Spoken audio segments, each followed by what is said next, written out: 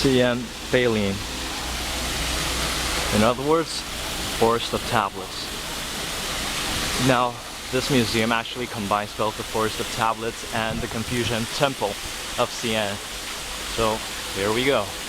And then, so I just checked the price of your book again. It is 260 at all official traveling spots. So, yep, thanks to me, we got a bargain.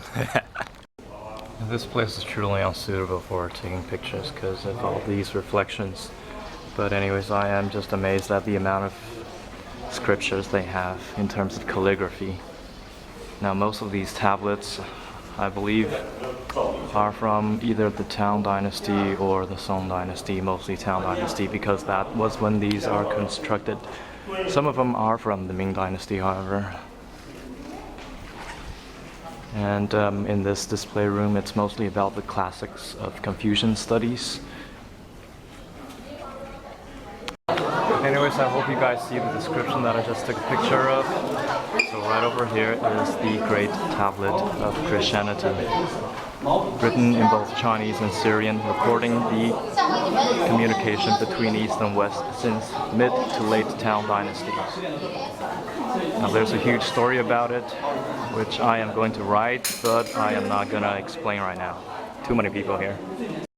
Tablets in this room are generally have a religious background. Most of them are about high priests, monks, Taoist priests, and of course that Christian one we just saw right now.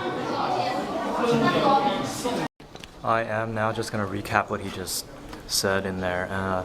So first, for the tablets before the Qing and Ming dynasties, they rarely used the turtle paste, or actually the ninth son of the dragon, Bixi, to carry the tablets. Before that, it was just a regular stone base or maybe a turtle, and they were different depending on the rank of the person who actually carved it.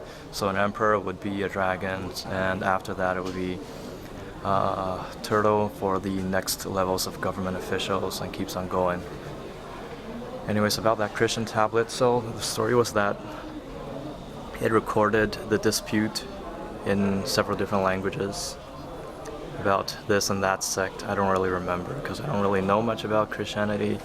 And so the church, Romans, actually tried to get the tablet several times by either trying to buy it or trying to take it away through robbery, but every time they sent a merchant to get it, they got beaten up and sent back to wherever they came from. Tablets of the Northern Wei dynasties. Now obviously they do not look as big or sophisticated or decorated as they would be in the Tang Dynasty and after, but still you can check out the scripture. Still looks nice. So she is just saying that the tablets, the scriptures on tablets during the Wei Dynasty would be the most standardized font in all of China, or at least at the time. A brief history on the Forest of Tablets. The original place is actually the Confucian Temple, created in before the Tang Dynasty, probably in the Wei Dynasty, or maybe even earlier. So after that, they just kept throwing tablets in here until it became a Forest of Tablets during the Song Dynasty, and that's when they started a museum. And now here we have it today, containing perhaps, actually no, it does contain the most tablets in all of the world for a museum. This is a tablet of calligraphy fonts. So as you can see, it contains two different fonts over here and here. One symbolizing how it's written usually, and the other one in a special calligraphy font called Zhuanshu. You can see that this has been partially damaged. With written on it would be "some guy was here." If I ever find out who this guy is, I'm gonna neuter him. And in this room we have a fancy display of calligraphy. It is a type of cursive, but it's not as simple as the English or the Roman, Now obviously these are not as simple as the Latin letters to write in cursive. Now, they were just explaining that they couldn't tell what some of those characters are, and obviously I cannot either.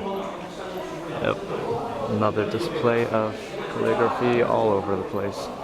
And here's actually a type of cursive I have never seen before. I was just wondering why this Tang Dynasty tablet actually looks like it's from the Han Dynasty.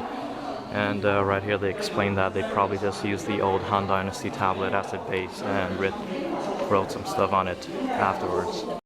Now the tour guide was actually just explaining the history of the three display rooms, the first three display rooms. They were actually constructed in 1923, I believe,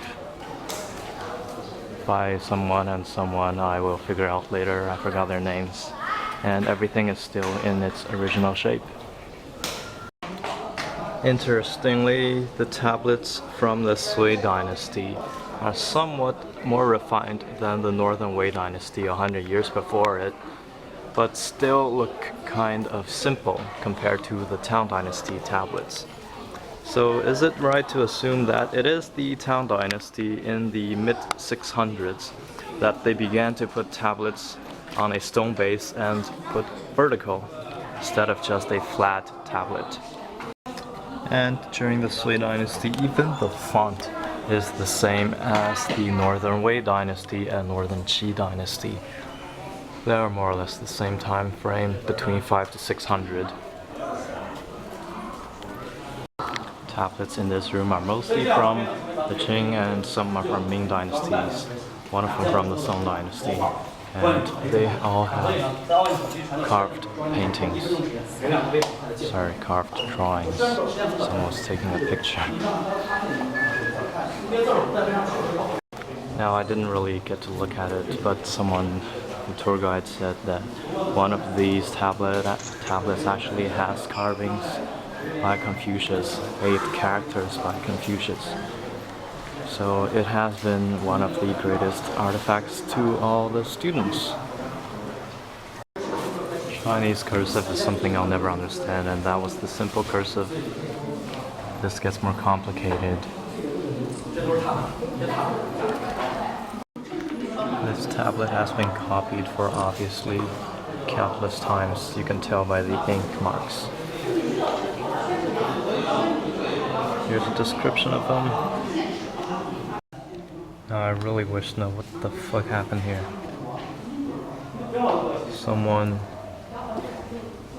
destroyed it, or at least that portion of it. My assumption would be that this was done during the Cultural Revolution era, and whatever this is offended someone called Mao, or so they thought it might offend him. Alright, here's a copy from the tablet. A painting of Confucius, I think. Alright, so during the 800s, in the late Tang Dynasty, they actually still did tablets like this.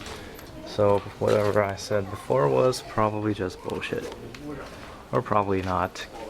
Might just be something that was going out of fashion, but they were still doing it anyway. Who knows? There are always quiet rooms in all of these destinations for travelers. No one to explain what any of these are. And they aren't really of any historical value either. Huh. Yeah, mostly from the Qing dynasty. With only a couple of simple words on it, having no real meaning. Just a display of calligraphy. Yep, indeed. Okay, not necessarily. Some of them do have some historical value. Like this one is about someone trying to do some waterworks, and was it congratulatory? I forgot. I think it was congratulatory thingamajig that the emperor presented. That was during the Ming Dynasty, and this one is a support of school. Okay, that makes no. I don't get it. Yeah. Oh, and here is list of students. And so on and so forth. The unfortunate truth is that there is nothing that's before Han Dynasty.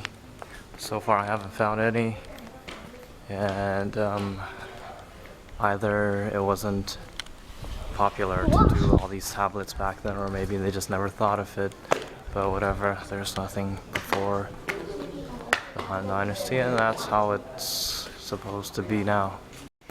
In this room, a display of poetry, display of Buddhist scriptures, doctrines, artsy stuff, congratulatory stuff.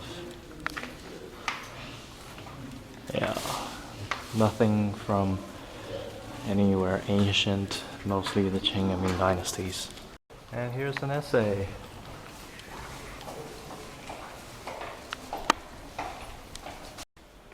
The seventh and final room has a display of mainly calligraphies that I do not understand. But go ahead and take a look at them. Sometimes I wish I knew how to do calligraphy and know how all these things are or who they came from.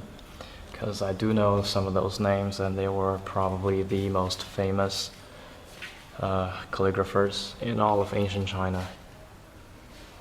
Yeah, you can see me in the reflections. I don't understand why they didn't preserve this one. It's actually a pretty nice carved drawing of how the Buddhist heaven looks like. Right, I hope you've noticed that the tablets from the Han Dynasty have a pointy top and a hole in the middle, mostly. Yep, that's it. This concludes my tour for the day. I'm gonna get coffee. Never mind, I will continue my tour right here. The Museum of Stone Art Pieces. Really? Kisate. Wow. This is one nice fancy tea house that I will not go into.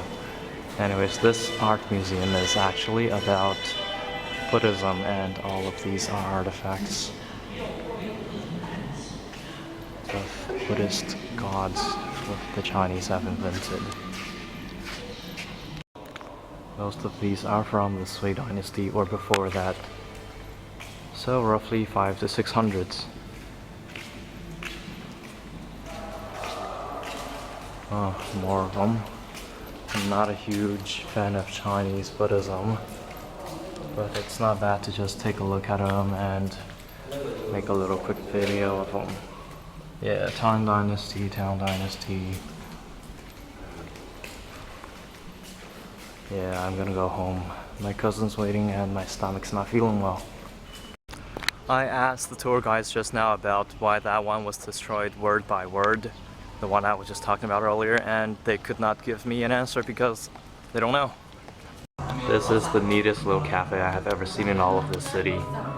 And it is relatively quiet and small and cozy, and everything is awesome.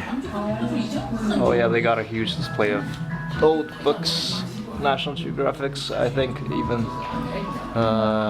Yeah, it's nice. So I happened to come across a free temple. The Taoist temple. Somehow that actually has Buddhist gods in it. I don't know what this one is about. I don't know what it does. But here I am. It's free. I'm checking it out. Oh!